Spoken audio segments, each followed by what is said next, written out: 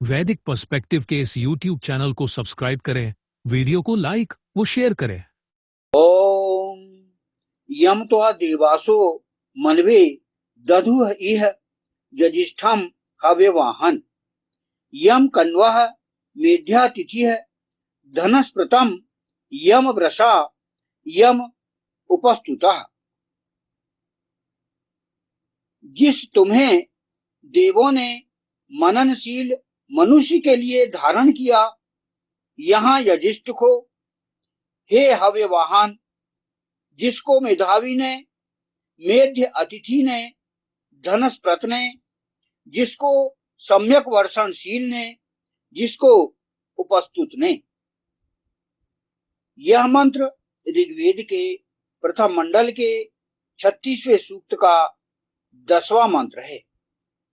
किन्हें आप फॉलो करेंगे तब आप अपना जीवन सुखमय, शांतिमय, भोगपूर्ण, ऐश्वर्यपूर्ण, आध्यात्मिकता से भरा हुआ, भौतिक उपलब्धियों से भरा हुआ, तभी आप अपने जीवन को सफल बनाएंगे जब इन लोगों को आप फॉलो करेंगे। ये देवकर्म करने वालों को यह कार्य सौंपा गया है कि वे इन मनुष्यों को मार्गदर्शन दें। और वह विशेषता भी यहां बताई गई कि वो पहले सर्वोत्तम यजनशीलों को वे फॉलो करें, जो अच्छे ईश्वर के अनुगामी हैं, ईश्वर की उपासना करते हैं, जो ईश्वर है और वह केवल एक है, उसकी उपासना करते हैं। ऐसे लोगों को पहले फॉलो अप करें जो ईश्वर अस्तित्व को मानते हैं, जैसे कि हमारा आधार स्तंभ भी है, ईश्वर है और वह केवल एक है, उसको लोग पहले माने, सामान्य मनुष्य। फिर उनको माने जो आत्म बलिदान पूर्ण भक्ति करते हैं। और जैसे कि आगे हम यहाँ पर क्रमशः हम समझते रहेंगे कि सामान्य मनुष्य जो है वो किन्हें आदर्श बनाए। तो यहाँ पर यह कहा जा रहा है जैसे कि यमत्वा अर्थात जिस तुम्हें, देवासः अर्थात देवों ने, मनवे अर्थात मननशील मनुष्य के लिए, दधुः अर्थात धारण किया, इह अर्थात यहाँ दिव्यकर्म करने वाले मनुष्यों के लिए कैसे लोगों को आदर्श व्यक्ति के रूप में प्रस्तुत करें, इस बात पर हम विचार कर रहे हैं। जैसे कि हमने अभी कुछ विशेष लोगों के अभी हमने नाम लिए, तो वो तो हैं कि भाई पहले ईश्वर अस्तित्व को मानने वाले हों, फिर आत्म बलिदान पूर्ण भक्ति जो करते हैं उनको आप अनुगमन करें। और भी कई हम विशेषताएं हम यहाँ पर ज्ञात करने का प्रयास करते हैं। जो दिव्यकर्म करने वालों की बात यहाँ पर चल रही है, और जो अग्नि है, जैसा कि इस मंत्र का प्रमुख विषय है और इस सूक्त का भी प्रमुख विषय है अग्नि, अर्थात प्रकाश की ओर ले जाने वाले, उनके कर्तव्यों के बारे में इस सूक्त में विशेष रूप से बात कही जा रही है। तो ऐसे लोग जो मनुष्यों के लिए आदर्श रूप में प्रस्तुत करने का सबसे बड़ा तरीका यह है कि उसके जीवन को केवल चमत्कारों से नहीं, बल्कि उसके चरित्र, उसके आचरण, करुणा, सत्यनिष्ठा और लोक कल्याण के आधार पर भी देखा जाए। और उनके कुछ हम प्रमुख बातों को हम ज्ञात करें कि जो सामान्य लोग हैं वो किन्हें आदर्श बनाएं। पहला, कर्म प्रधानता, उनके कार्य मानवता के हित में हो, ऐसे लोगों को वो फॉलो अप करें जिनके जीवन में कर्म प्रधानता हो, जो कर्मों को प्रमुखता से लेते हों, सेवा, त्याग, न्याय, धर्माचरण, संरक्षण, ज्ञान देना, दुख सुख दूर करना, ऐसे जो कर्म प्रधानता जिनके जीवन में है उनको हम फॉलो अप करें।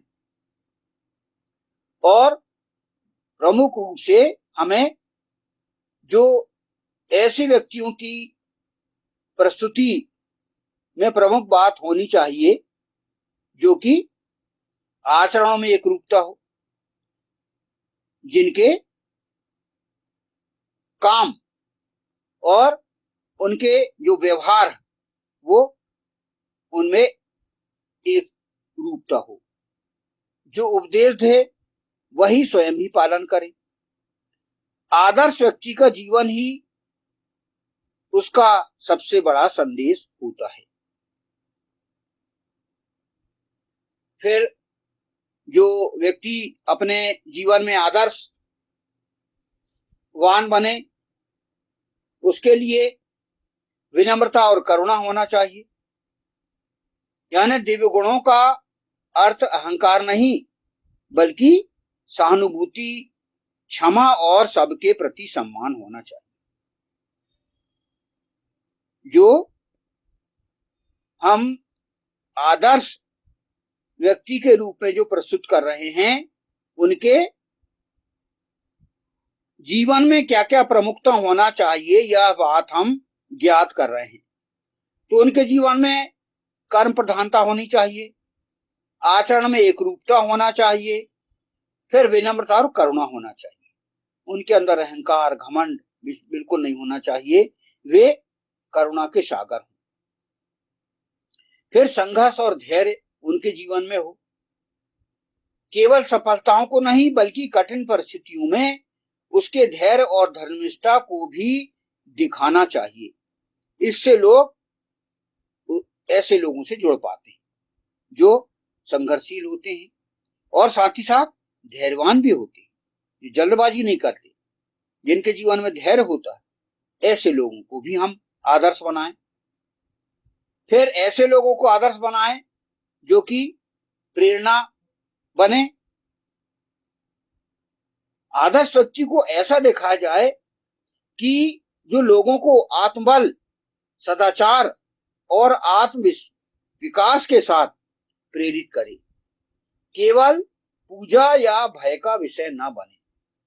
यानी जो भी हमारे जीवन में अंधविश्वास, हमारे जीवन में भय उत्पन्न करके पूजा करवाना, उपासना करवाना, यह नहीं होना चाहिए, बल्कि ऐसे आदर्श बने जिससे कि लोग उनके जीवन से प्रेरणा लें। ऐसे आदर्श उनके सामने हम प्रस्तुत करें और उनमें मानवीय संवेदनाएं हों। यदि उसके भीतर प्रेम, दुख, दया, त्याग, इस प्रकार के मानवीय पक्ष भी दिखें तो लोग उसे अधिक सहजता से आदर्श मानते हैं। यानी जिनके अंदर मानवीय संवेदनाएं होती हैं उनको लोग आदर्श मानते हैं। दुख सुख में साथ देना, दुख में उनके सभी जो कार्यकलाप है उनमें साथ देना, समस्याओं को अपनी समझ के और उनका सही समाधान प्रस्तुत करना। तो इस प्रकार के जो व्यवहार लोगों को प्रस्तुत होते हैं तो मनुष्य भी उन्हें अपना आदर्श मान लेते हैं। जैसे कि भगवान श्री राम को मर्यादा पुरुषोत्तम क्यों कहा जाता है? इसलिए कहा जाता है कि उनके जीवन में धर्म, कर्तव्य, करुणा और त्याग का संतुलन दिखाई देता है। इसी प्रकार भगवान श्री कृष्ण को केवल दिव्य शक्तियों से नहीं बल्कि ज्ञान, नीति और कर्मयोग के कारण आदर्श माना जाता है। तो ऐसे आदर्श प्रस्तुत करें मनुष्यों के सामने, ये दिव्य कर्म करने वाले, यह उनका काम है। तो यह जो बात है वह सामान्य मनुष्यों के मन में भी ठुक जाए, वे भी प्रेरणा लें ऐसे मनुष्यों से, ऐसे लोगों से